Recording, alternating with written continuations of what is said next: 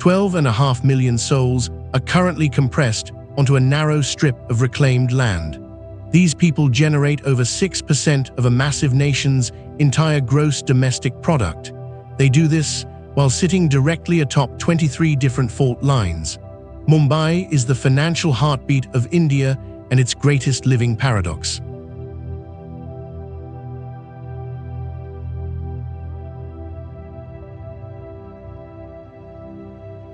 It is a city that demands absolute grit, rewards the highest ambition, and famously never sleeps. Can a city built on such fragile ground truly lead a global superpower into the future? What happens when the unstoppable force of human will meet the immovable reality of nature?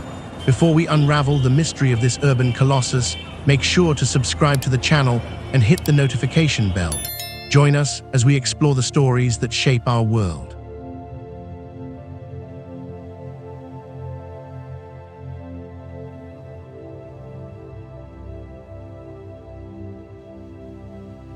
The name of this city is not just a label. For centuries, the world knew this place as Bombay, but in the year 1995, a transformation occurred. The name Mumbai was reclaimed from Mumbaidvi, the patron goddess of the indigenous Koli fishermen. It was combined with the Marathi word Ari, which means mother. This was not a routine administrative change. It was a profound moment of decolonization. It was a statement to the world that the city's identity belonged to its people, not its former masters. Have you ever wondered how much power a single name holds over a billion people?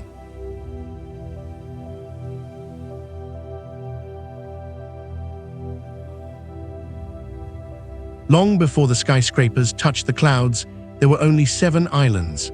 These landmasses have been inhabited since the Stone Age. Ancient dynasties like the Silharas and the Yadavas shaped the earliest culture of this archipelago. Then, the world shifted in the year 1534. Portugal acquired the islands through the Treaty of Bassein.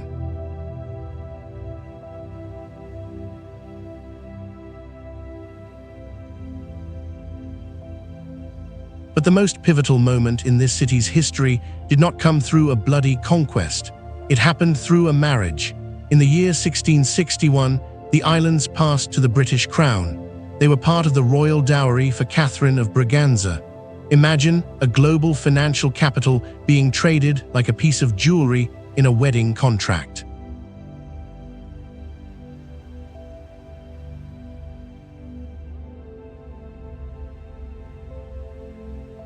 The British were not impressed with their new acquisition at first.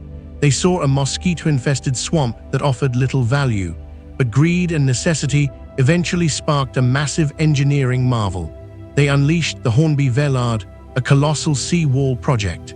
This was an attempt to do what nature had not, merge the 7 islands into one continuous landmass.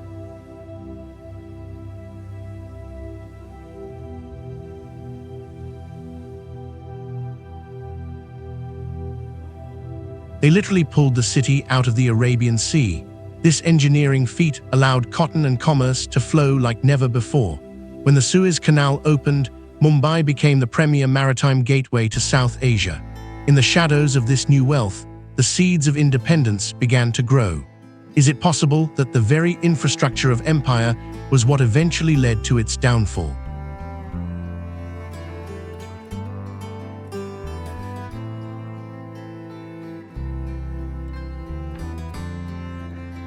The year 1947 brought freedom, but it also brought the challenge of reinvention. Mumbai transitioned from a British industrial centre to the proud capital of Maharashtra state by 1960. The transition was not always smooth. The massive textile mills that once powered the economy began to hollow out. The city's industrial core started to crumble.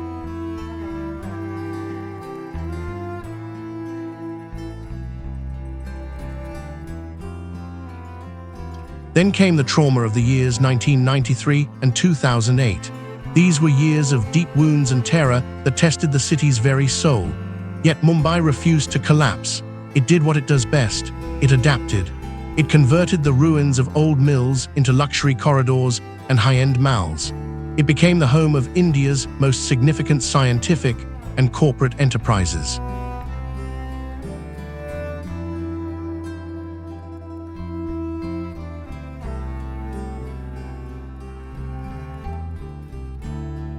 Geography is both a blessing and a curse for this metropolis. Mumbai sits along the Konkan coast on Salsette Island. The landscape shifts from sandy shores to thick mangrove belts and hilly northern ridges. Every year, the city faces its ultimate stress test. The southwest monsoon arrives from June through September. It is the city's lifeline, bringing the water necessary for survival. But it is also a recurring nightmare. The rain overwhelms outdated drainage systems and floods the streets. Informal settlements on the city's edges are the most vulnerable. How does a city manage to grow toward the sky when the ground beneath it is constantly underwater?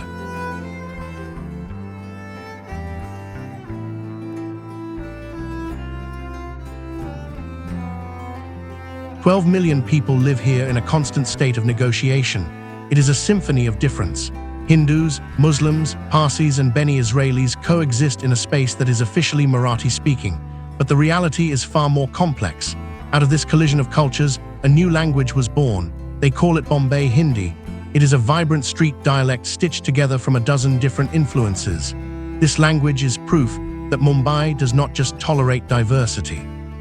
It synthesizes it into something entirely new and powerful. In a world that is increasingly divided, could this city's chaotic harmony be a blueprint for the future?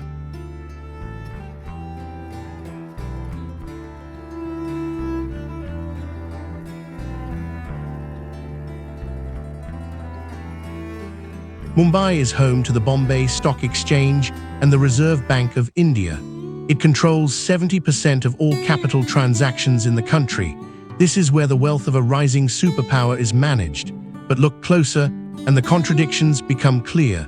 42% of the residents live in slums. Dharavi is often described as one of the largest slums in Asia.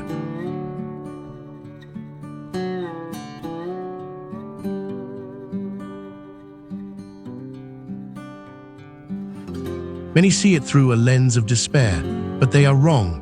Dharavi is actually a thriving informal economy. It generates hundreds of millions of dollars through recycling, textiles, and pottery. The wealth gap in Mumbai is not just a statistic. It is the central, unresolved question of the entire Indian development story.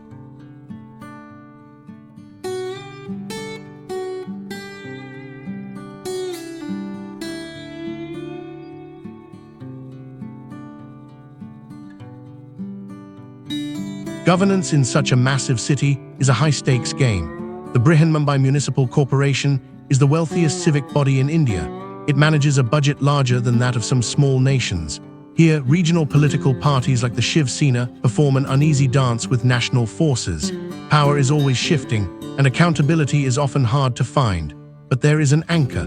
The Bombay High Court was established in the 19th century. It exercises jurisdiction across multiple states. This court stands as a constitutional counterweight to political turbulence. It ensures that even in the middle of chaos, the rule of law remains the ultimate authority.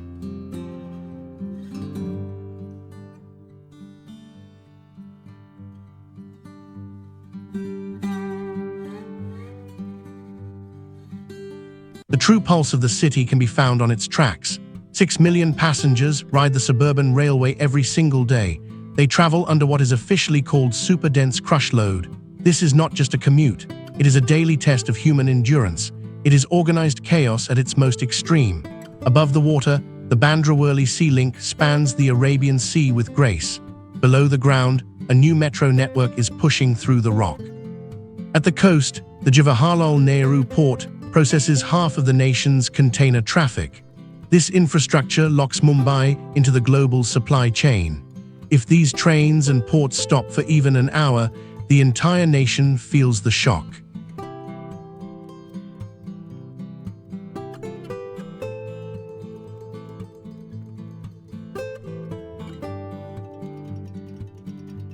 Culture is the soul that keeps the city alive.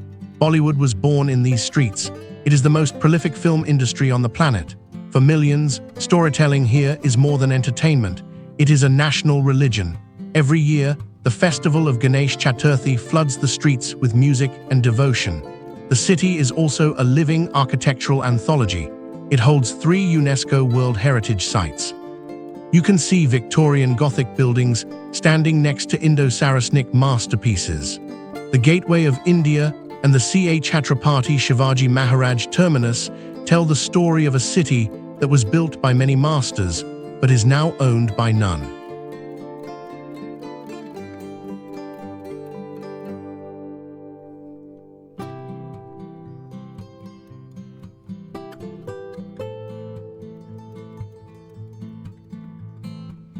Life in Mumbai is lived at full throttle.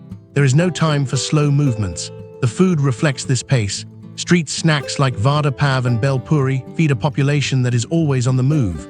When the sun goes down, the focus shifts to the stadiums. Cricket at Wankhede Stadium is a sacred experience, but the city's sporting identity is expanding. Football, hockey, and the annual Mumbai Marathon are drawing more people into the streets. A robust press in both Marathi and English keeps the public informed. In Mumbai, everyone has a story, and the city provides the loudest possible stage to tell it.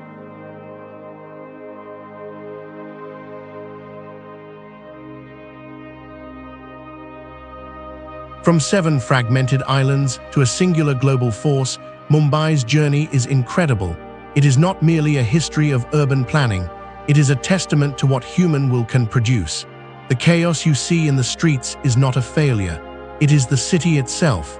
Somehow, magnificently, it works.